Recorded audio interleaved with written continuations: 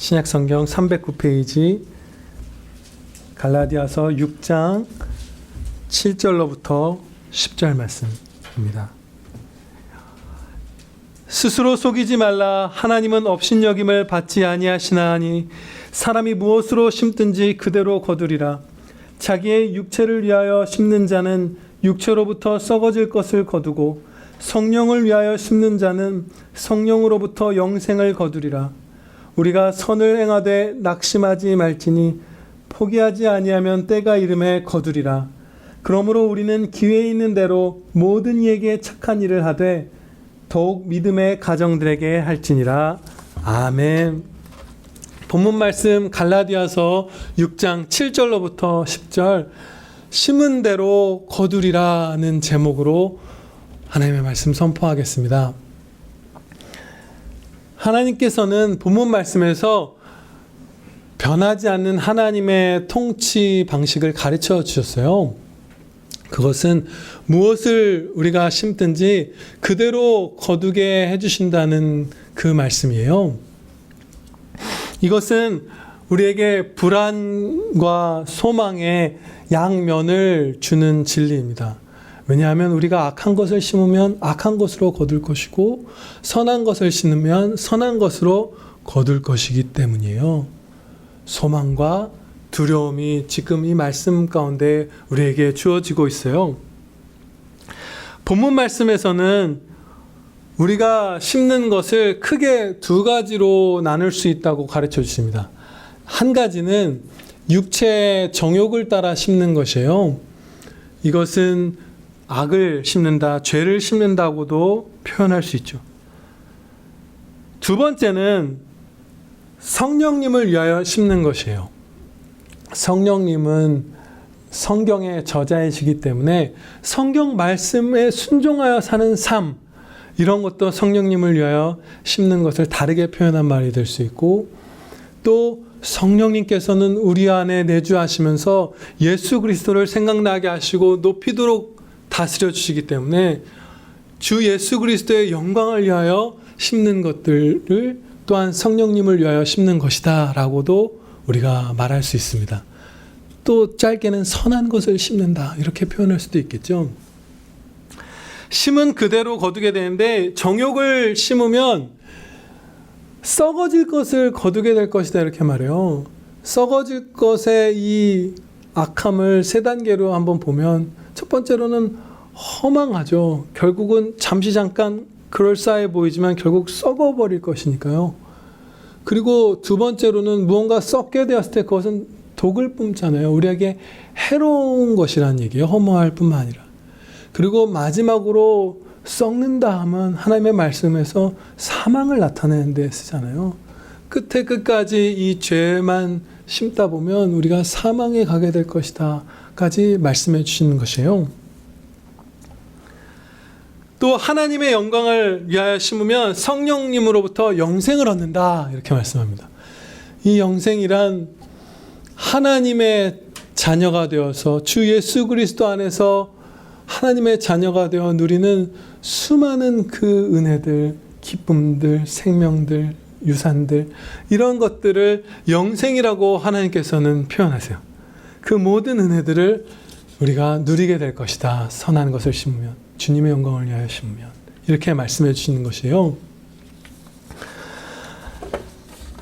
이 심은 대로 거둔다는 말씀을 우리가 믿음으로 받을 때 두려움도 더 커지고 소망도 더 커지는 이유가 있습니다. 그것은 우리가 씨를 뿌리고 거두는 이 파종과 추수는 정말 거의 대부분의 경우 심는 것보다 훨씬 더 크고 많은 것을 거두게 되기 때문이에요. 작은 악을 심고 큰 악으로 우리가 거두게 될 것이고, 작은 선을 심고 큰 선으로 거두는 은혜를 입게 될 것이에요. 예를 들어서요, 성경 여러 곳에서 그 사실을 가르쳐 주시는데요. 우리가 심은 것은 더 크게 돌아온다는 사실을 가르쳐 주시기를, 적은 누룩이 온 동에 퍼진다라는 말씀을 두 군데에서 주세요. 교회 안에 있는 작은 죄, 작은 거짓 가르침을 속히 잘라내지 않으면 그것이 한 성도의 마음을 다 잠식하고 나아가서는 교회 공동체 전체를 부패하게 만든다, 실족하게 만든다라는 말씀이에요. 저는 이 말씀을 볼 때에 야곱, 이스라엘이죠. 구약 교회잖아요. 야곱의 이야기가 생각났어요. 그 일화가. 야곱이 20년 만에 형 에서를 만나러 돌아올 때 에서에게 잘못한 것이 있기 때문에 죽임을 당할 수도 있는 상황이었잖아요. 그래서 야곱이 이제 나름의 꾀를 내죠. 그래서 앞에 가축 560마리를 예물로 이렇게 쭉 길게 세워서 보내고, 그 다음에 여종과 여종에게서 야곱이 낳은 아들들 한 무리를 보내고, 레아에게서 낳은 아들들, 그리고 라헬과 요셉을 맨 뒤에다 두서 보내죠. 그런데 그렇게 나아갈 때 요셉을 제외한 나머지 아들들의 마음이 어땠을까요?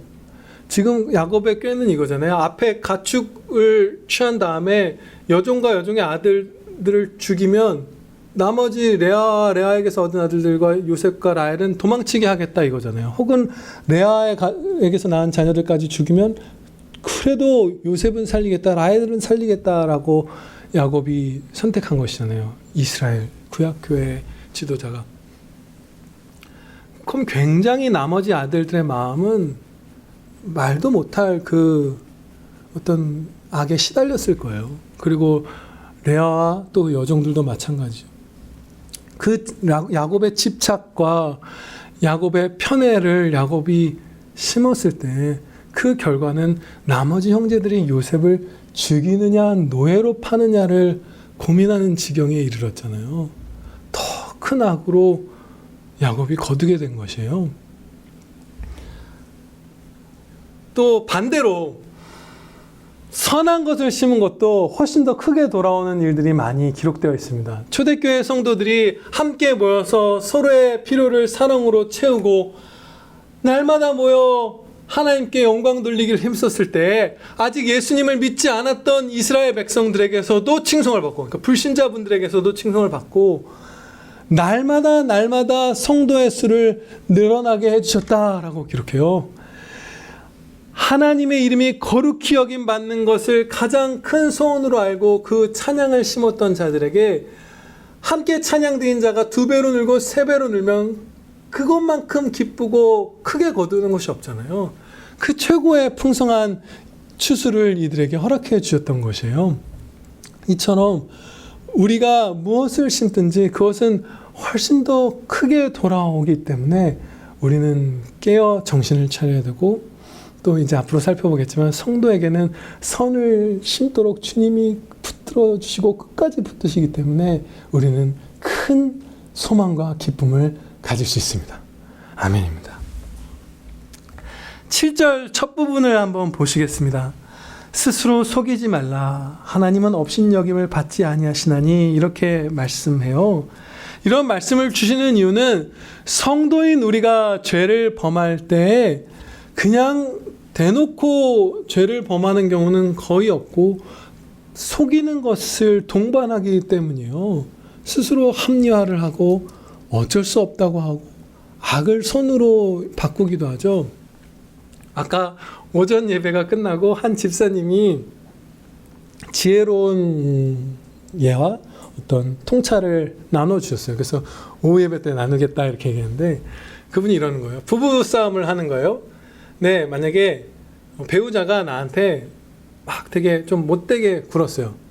그럼 막 자기 판단은 이거는 충분히 맞서서 막 화를 내고 소리 지르고 야! 한번 할 만한 그런 어떤 행동을 배우자가 나한테 한 거예요. 그때 냉랭한 마음을 품고 거리를 두고 이제 사랑은 하진 않는 거죠.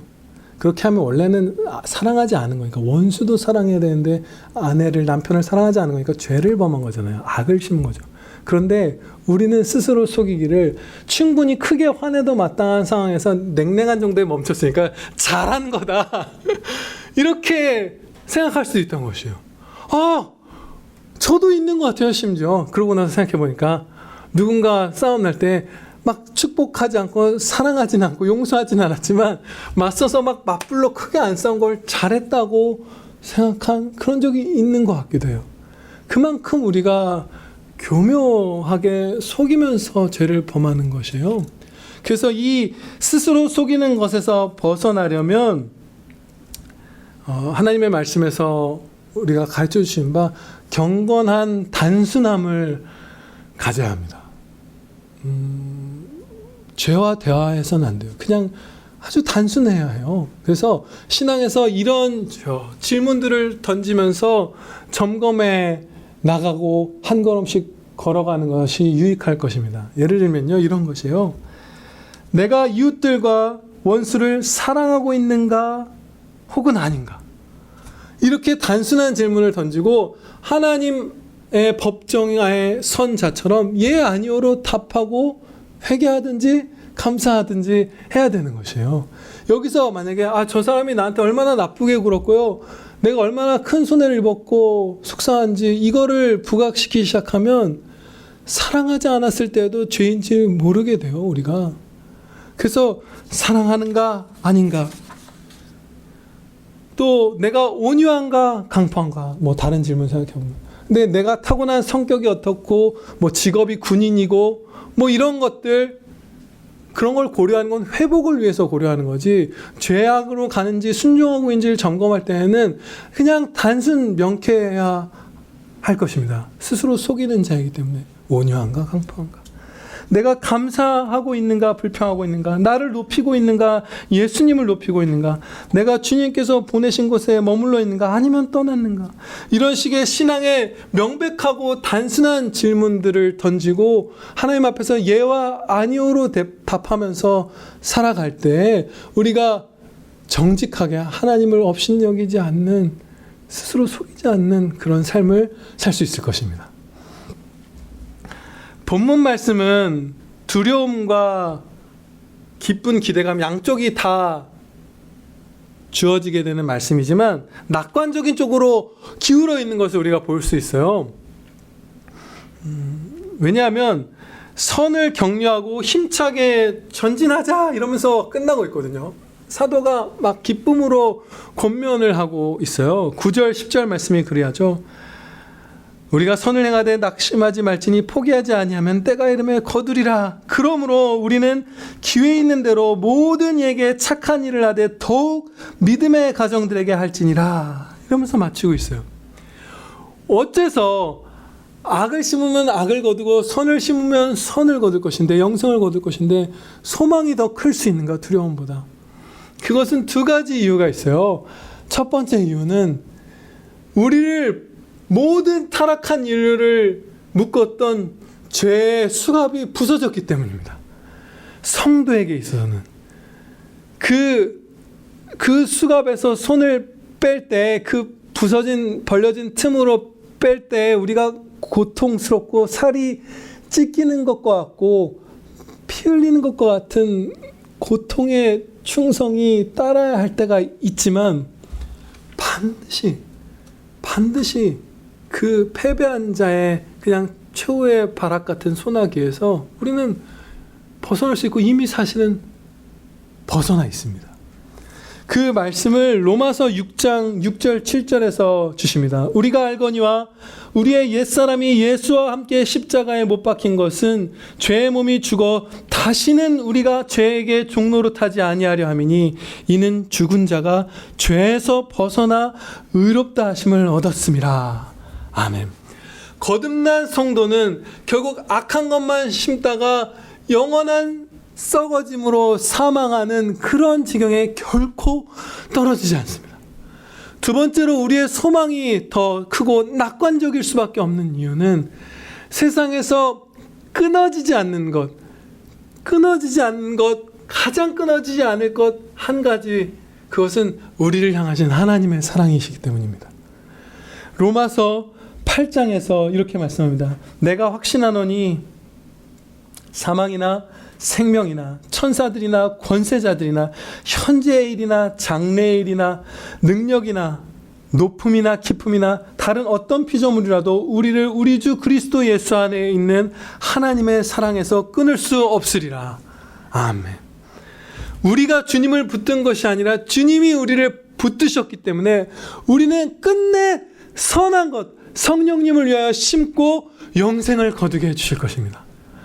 그래서 우리가 소망이 더 큰 말씀이 되는 것이에요. 이 말씀이.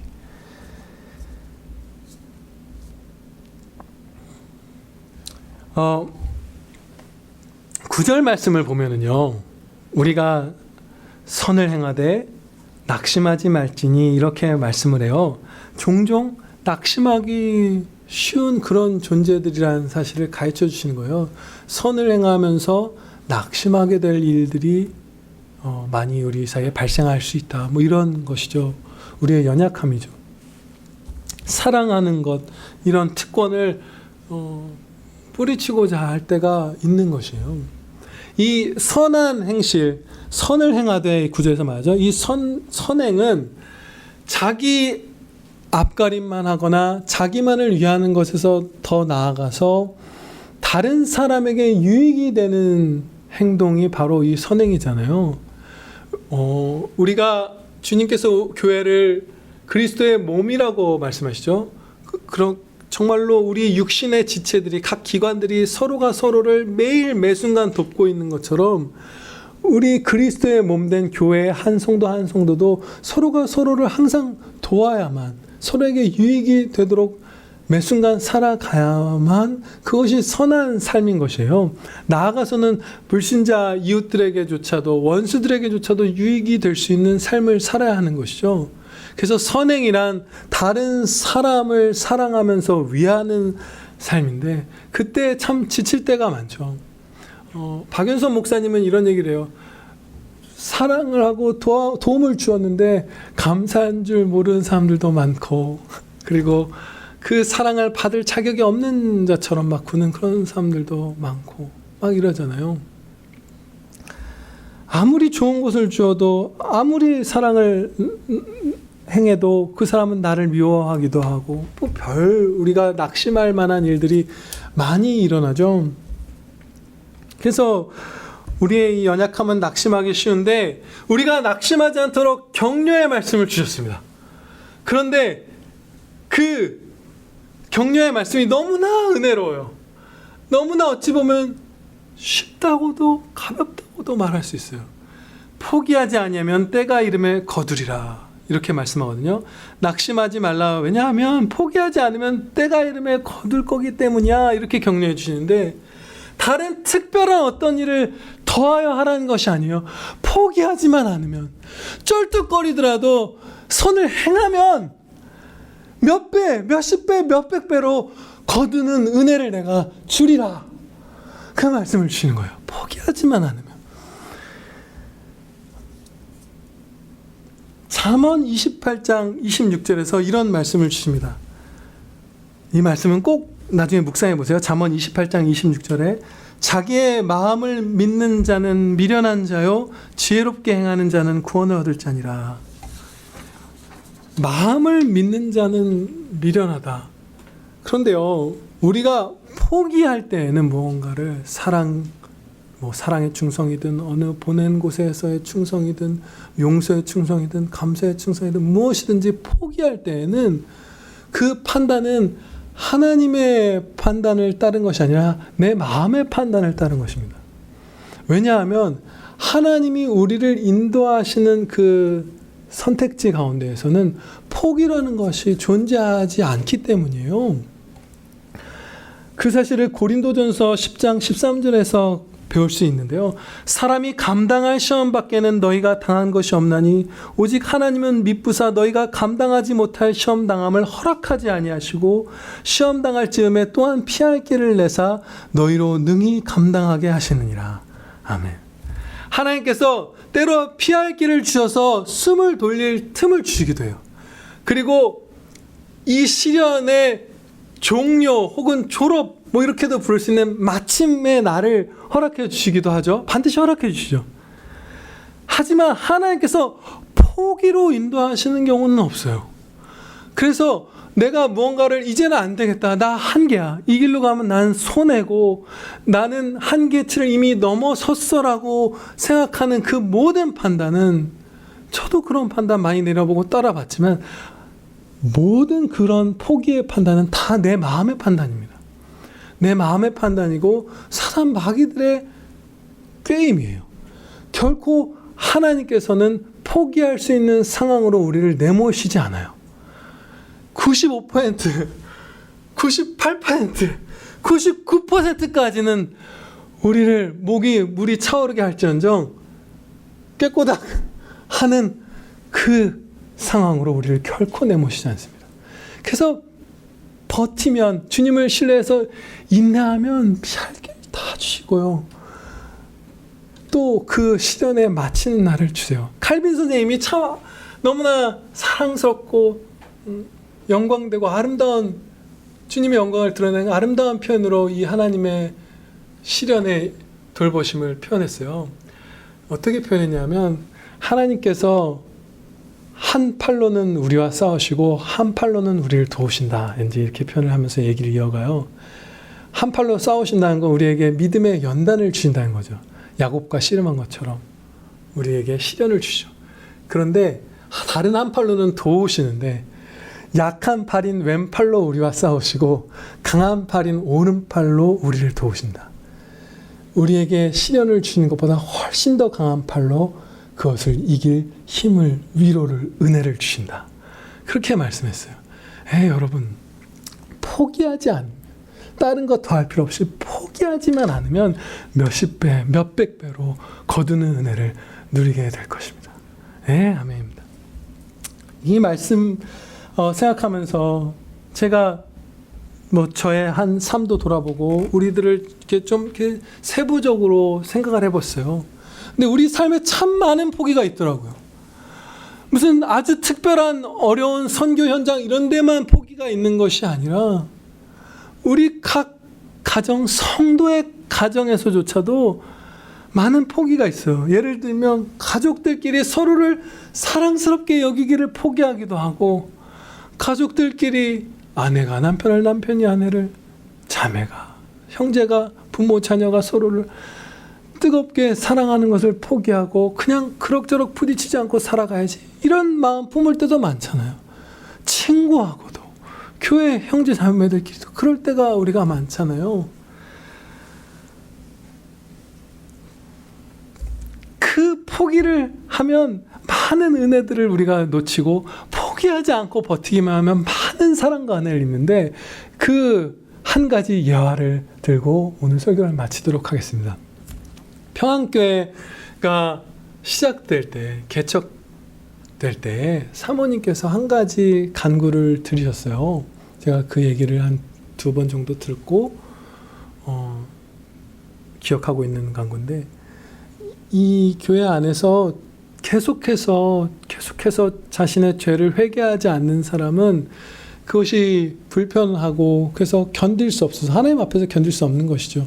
그 견딜 수 없게 해달라는, 죄를 짓고서도 회개하지 않고서도 아무렇지 않게 교제하고 모이고 예배드릴 수 있는 그런 교회가 되지 않도록 간구를 드린 거예요. 그거는 그 죄 지은 사람을 구원해 주시기 원하는 간구이면서, 동시에 끝까지 그 사람이 죄를 회개하지 않고 적은 누룩이 큰 누룩으로 번져가려고 할 때 그를 주님께서 쫓아내 주셔서 이 평안교회를, 한 지교회를 보호해 주시기 원하는 겸손한 간구이기도 하죠. 그런데 그 기도에 응답해 주셔서, 하나님께서 응답해 주셔서 안타깝지만 끝까지 자신의 중한 죄들을 회개하지 않았던 성도들이 평안교회에서 불편함을 느껴 스스로 떠나가게 해주셨어요. 근데 그 과정에서 더 이 사건에 주목하지만 그 과정 안에서 주목하고자 하는 바는 사모님이 포기하지 않았던 그 사실이에요. 그래서 은혜를 입었다는 사실. 그 떠나간 성도들이 이제 사모님은 끝까지 그들을 위해서 기도하고 또 사랑으로 하나님의 말씀을 전해서 권면했죠. 정말 많이 사랑으로 기도하고 권면하셨어요. 그 당시 기도를 제가 들은 건 아니지만, 제가 평생을 살면서 가장 간절하고 뜨거운 기도를 들은 것 중에 하나가 사모님이 다른 남을 위해서 기도하는 기도였거든요. 본인을 위한 것도 아니고, 저나 누님이나 형님을 위한 기도도 아니고, 그냥 평안교회 다른 성도를 위해서 드리는 그 기도가 제가 평생에 들었던 가장 간절한 기도 중에 하나예요. 기억에 남아있는 그렇게 기도드리셨을 거고 아마 그때도 사랑으로 끝까지 권면하셨죠. 포기할 법한 상황들이 많았어요. 그렇게 사랑했지만 그분들은 거짓말로 사모님을 모함하기도 하고 아픈 말들을 뱉기도 하고 미워하기도 하고 사랑을 미움으로 갚기도 하고 이런 일들이 있어서 사모님이 위궤양으로 1년 정도를 크게 고생하시기도 했죠. 그 속이 썩어 들어가는 거죠. 타 들어가는 거죠. 근데 끝까지 포기하지 않았어요. 근데 제가 이 말씀을 계속해서 이 이야를 이어나가는 이유는 이 사실에 또 주목하기 위함이에요. 만약에 그때 사모님이 포기했으면 어떻게 되었을까? 평안교회의 모습이 많이 달라져 있었을 거예요. 아마도 와서 쉴 수 있고 하나님의 말씀이 바르게 선포되고 오면 성화가 되고 무슨 이런 교회가 아니라 많은 교회들 이런 것들 많잖아요. 무슨 장로님이 주일날 예배 빠지고 제사 드리러 가도 장로가 유지되고 뭐 목사끼리 싸우고 무슨 성도가 성도끼리 소리 지르고 싸우고 그래도 그 사람은 건징도 없고 부담도 없고 또 모이고 또 나오고 징계도 없고 불편함도 없고 그런 우리의 안타까운 교회들 형제들이 얼마나 많아요. 그와 유사한 모습으로 우리도 어느 정도는 편해 있었을 가능성이 커요. 왜냐? 우리가 믿음의 부모가 자녀가 경건하게 크게 세워 기도를 드리면서 자녀에게 신앙교육을 안 시키거나 신앙의 본을 안 보이면 기도와 정반대로 사는 것으로서 그 기도에 응답받기를 기대할 수가 없잖아요. 거의.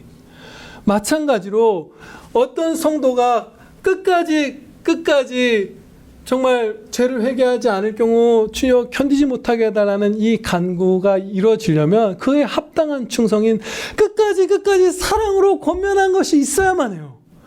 그게 있어야만 하나님 앞에서 불편함을 느끼죠.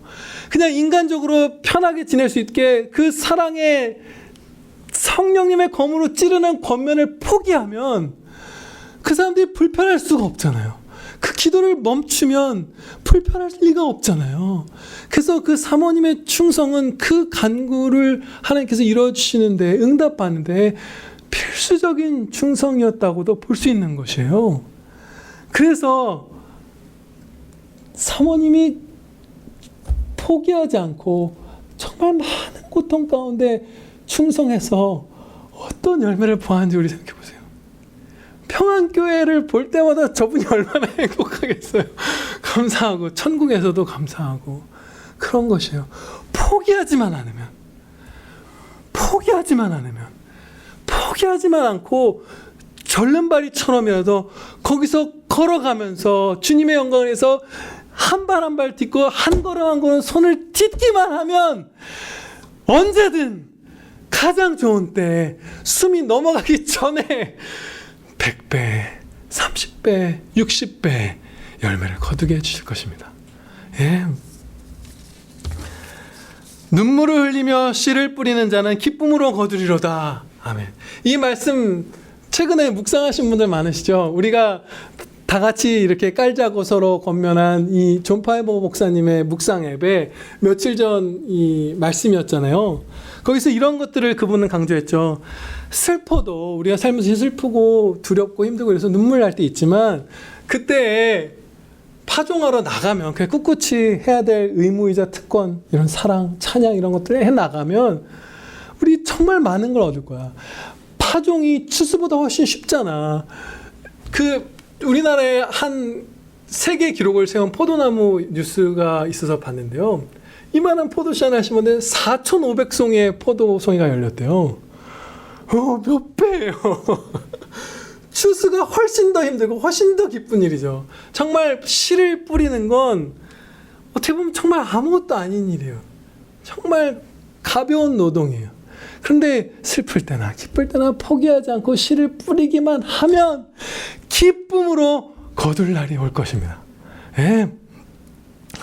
사도는요, 지금 우리의 마음처럼 확실한 소망의 기쁨으로 차올랐습니다. 그래서 이 단락의 마지막을 앞서 말씀드린 바대로 힘찬 권면으로 우리 이렇게 하자고 마쳤는데요. 이 마지막 권면, 우리는 기회 있는 대로 모든 이에게 착한 일을 하되 더욱 믿음의 가정들에게 합시다. 기도드리시겠습니다. 아버지 하나님, 저희가 심은 대로 그대로 거둘 것을 믿사옵나이다. 정욕을 따라 심으면 썩어질 것을 거둘 것이고, 성령님을 위하여 심으면 영생의 은혜를 거둘 것입니다. 이 두렵고도 기대되는 말씀 가운데에서 저희가 낙관적인 소망을 품을 수 있는 것은 하나님이 저희를 결코 버리지 않으시기 때문입니다.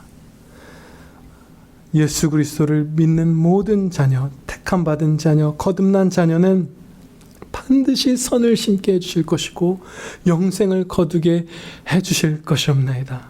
아버지 감사합니다.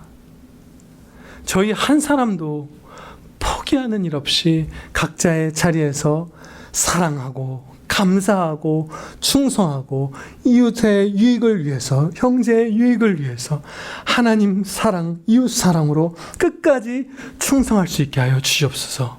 그리하여 30배, 60배, 100배 풍성한 열매 다 받아 누리는 모든 형제자매들, 그리고 평안교회와 또 세계에 있는 저희 식구들 다 되게 하여 주시옵소서.